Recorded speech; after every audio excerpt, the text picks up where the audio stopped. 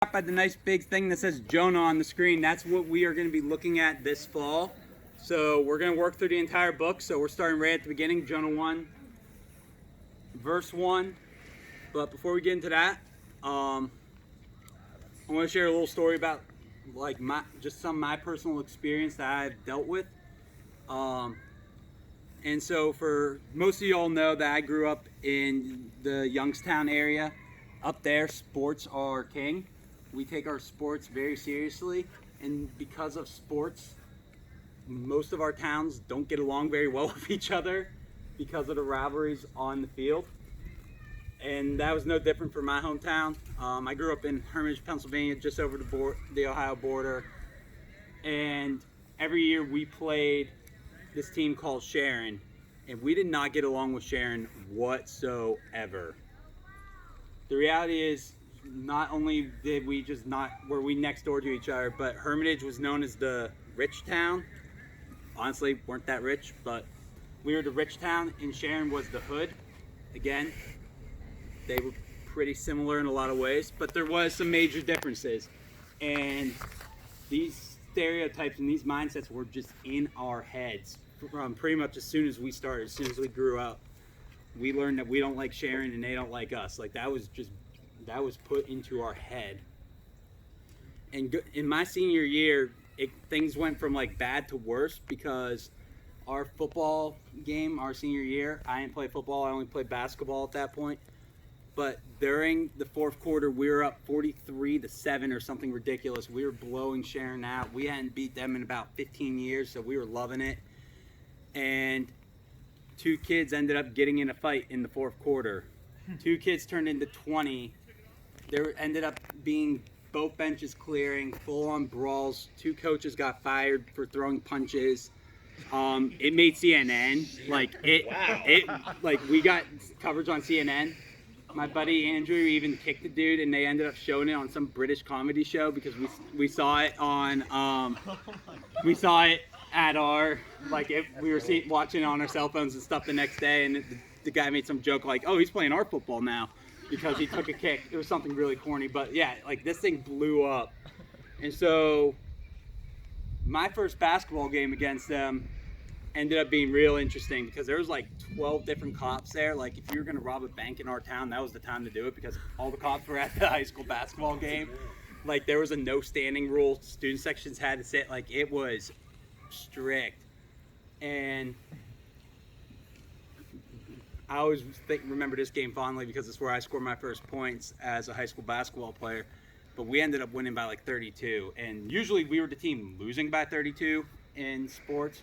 Not so much basketball as football, but it usually didn't always go well for us. And so we were super hyped. Then we had to play them at their place. And I didn't have a big role in that, but I was certainly remembered afterwards because of my actions in that game. Because one of my buddies hit a buzzer beater to win the game, and I ran out and tackled them right on their logo at center court. And we started jumping up and down on their logo, and it almost led to another fight. But, and we were yelling like, "This is our house." We were getting them riled up.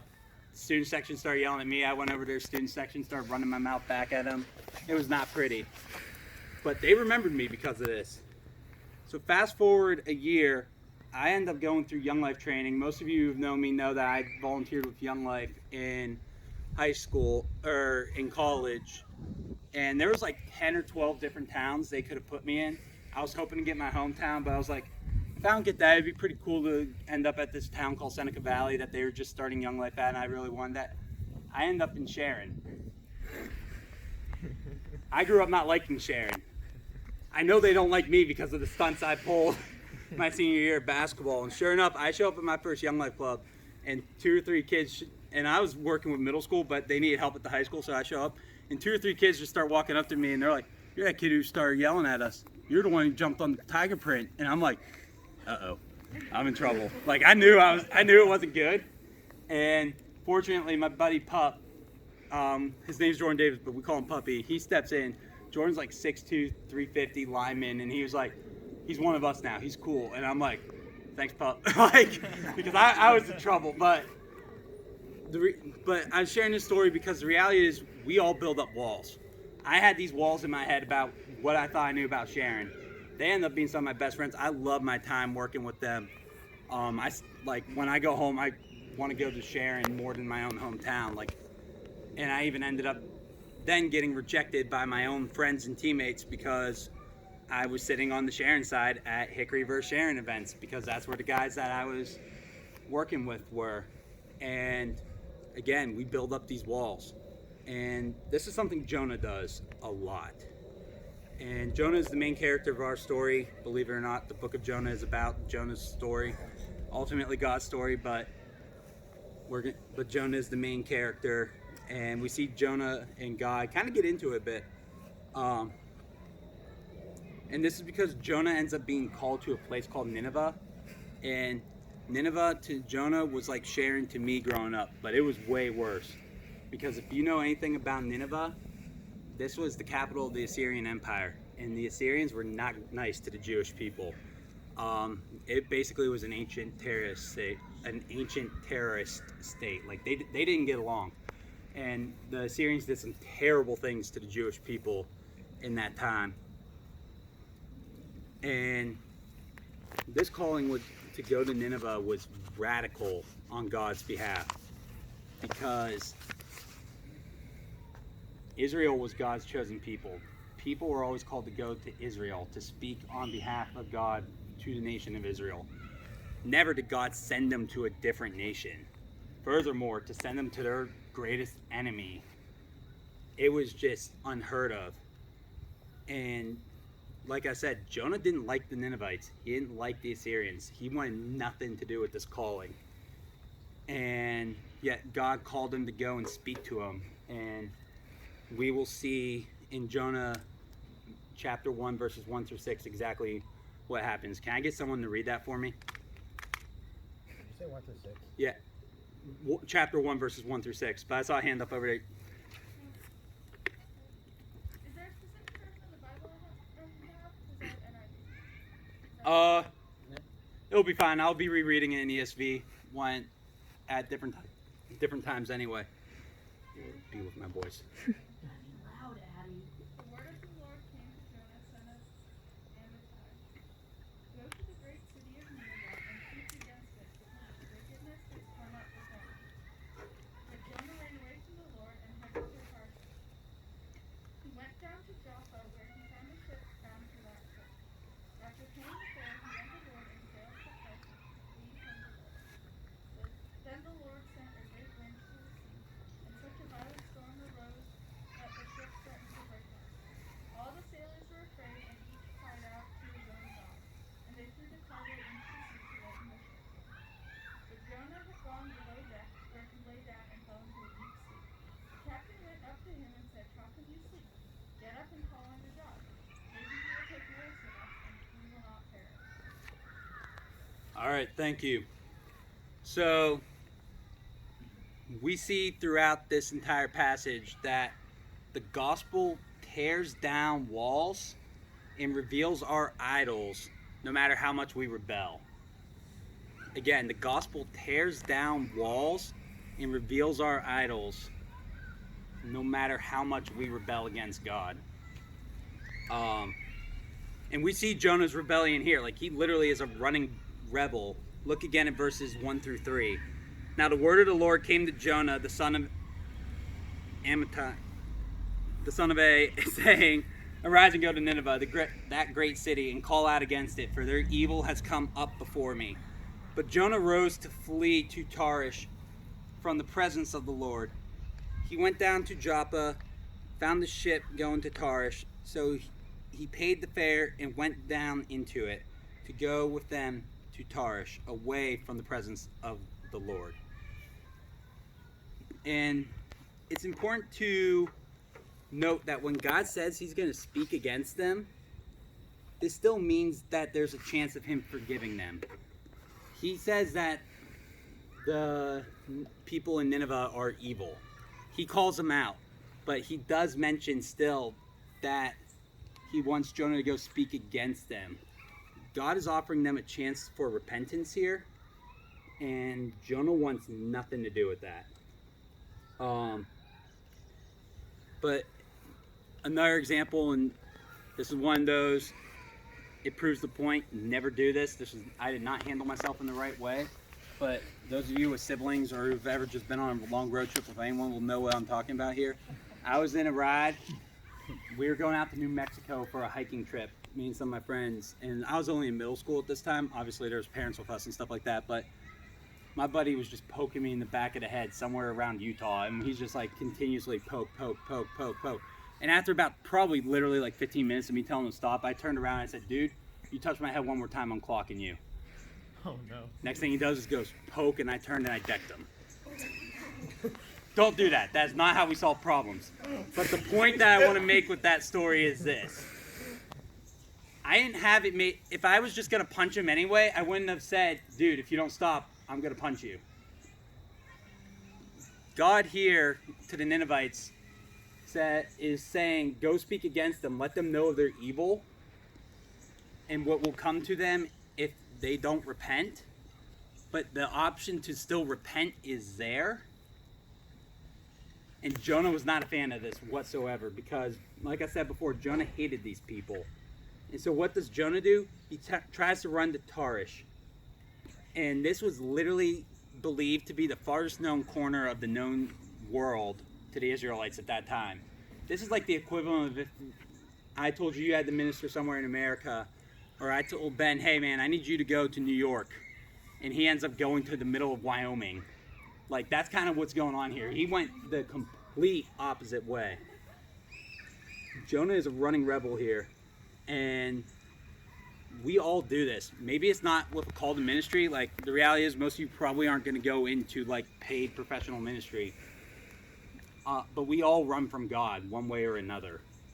And we usually run for the same reasons Jonah did, and it's because we have idols. Like I said, the gospel reveals our idols to us, and Jonah's idol was his pride in where he was from, and it was in his national and racial pride. He was proud to be a Jew. He was proud to be of the kingdom of Israel, God's chosen people. This fired him up. He took pride in it. But he took it too far. He was so proud of being a Jew that when God wanted to show mercy to Nineveh, he wanted nothing to do with it. See, he put his pride in being a Jew above what God was saying. And that's what an idol is. An idol is literally anything we put in place over God. So I know one for me so often is sports. If the Browns have a 4 o'clock game, as soon as I'm done with the message, giving y'all the message on Sunday night, I check my phone. It's instinctual. I know for me, I want to watch my sports teams. And that's one for me. But we all have idols. Maybe it's relationships, whether it's your family, your friends, boyfriend, girlfriend, whatever it may be. Maybe you put your relationships. It's like, I'm cool with God as long as I have blank. As long as my mom's okay, I'm cool with God. Or maybe it's Netflix. Like, how many times, in like just quick show of hands, how many of y'all just wasted time? I know I've done it where you just like binge watch a whole series in a day, but you didn't get into the word once. Like, that's me. That's putting something over God. I already shared the sports. Maybe it's social media. Again, how many of y'all have wasted time all day looking at Instagram or TikTok or whatever you're following? Whatever the next new app that I don't know about yet is. But you can't name one thing that God's done in your life this week because you're paying more attention to that. Maybe it's your grades. I know that was one that I also struggle with, where I was like, I have to be good enough. I have to get enough grades. I have to get the grades, and I put my identity in that. I'm not saying these things are bad, but it's what I put my identity in. We will be doing breakout groups, so I do ask that we save questions for those. And we're not going to have time for breakouts.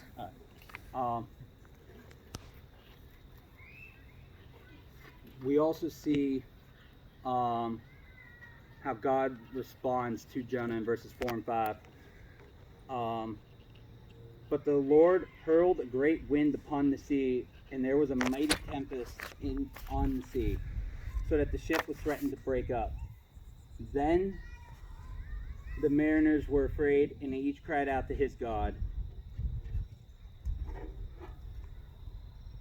And they hurled the cargo that was on the ship into the sea to lighten it for him. But Jonah had gone down to the inner part of the ship and was asleep. The verb for hurled here is literally to launch like a spear. God literally launched this thing at him in response to Jonah's rebellion. And the reality is that all sin has a mighty storm attached to it. That doesn't mean every single personal thing you do, or every time that you are facing a storm, that you sinned against God and that's what's happening. Most of the time, these storms are because we just live in a sinful world. Look at the fishermen. They didn't do anything against God in this particular situation, but they were still trapped in the storm. But the beautiful thing about these storms is that God was at work even in this storm. These fishermen end up going down to Jonah and asking him to pray to his God. These fishermen end up putting their faith in Jesus because they get caught in this storm. The storms of this world are because of our sin and our rebellion, but God is still at work even in these storms. And lastly, we see that the gospel tears down walls. Looking at the last verse of this passage. So the captain came in and said to him, "What do you mean, you sleeper? Arise and call out to your God. Perhaps your God will give a thought to us that we may not perish." These fishermen realized that this was something supernatural. They tried praying to their gods and it didn't work. And so they go to Jonah and say, "Call upon your God." But the sailor used the same language that God used with Jonah, calling him to arise.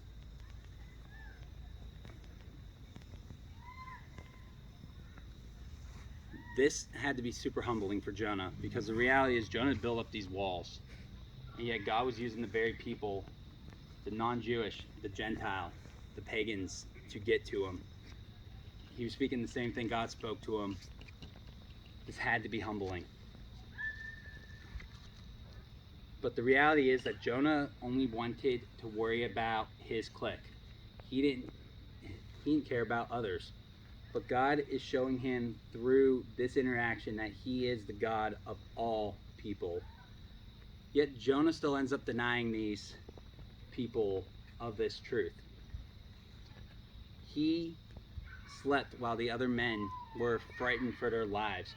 Jonah put his idol so far above God that he literally said, "I'd rather die to this idol, or I'd rather die physically than die to myself and give up this idol." He built up a wall between him and the rest of the world. And yet we all do this. We all build walls. Maybe it's because of race. This is a popular one going on in our country right now. Maybe it's because social class. I know that was the big one with the Sharon Hickory argument that I was talking about earlier in my hometown. But we also do it on smaller things. I've been to y'all's sporting events. I remember watching Lafayette hang like 60 up on Jamestown with no response and chant "Daddy's money." I also remember Jacob running over and ripping up the fat heads of some of the Lafayette players at their game last year. Like, y'all get into it. Y'all build up this wall over your schools. But I've also heard it about the public school versus private school versus homeschool versus, I don't care. We use these things to build up these walls. Maybe it's your friend group or your interests. Like, man, he's into that dude's into, since I'm a Harry Potter dork, that dude's into Harry Potter. I'm not going to be friends with him because he's into Harry Potter. Like, what? Or maybe it's just because of school popularity. Like, that kid's not cool enough to hang out with me. Whatever it is, we build up these walls. Yet God is showing us in this story, both this particular passage and throughout the entirety of Jonah, that the gospel tears down walls, reveals us of our idols, even when we are in rebellion against him. The beautiful thing is that God is still at work, even when we aren't. And more importantly, we have hope because God may have sent Jonah to the Ninevites, but he sent Jesus to us, and Jesus is the greater Jonah. Because when Jonah was sent to undeserving people that God loved, he said no. But Jesus, who was with God from the beginning, from all creation, had perfect relationship with the Father. When God told Jesus to go down and to be with us, when the Word became flesh and dwelt among us, Jesus said yes. And that's where we find our hope, and that's what brings down these walls, because God broke down the ultimate wall that was keeping us from Him. He broke that sin barrier from us so that we could be with Him. And so that's all I have for y'all tonight. Based on how dark it is, I'm assuming we're going to be It's wrapping it up. 7:32. But how long? 7:32. Okay, on band I did say 7:45. Okay. I posted that. So if you have time to stay, feel free to stay for breakout groups. If you're riding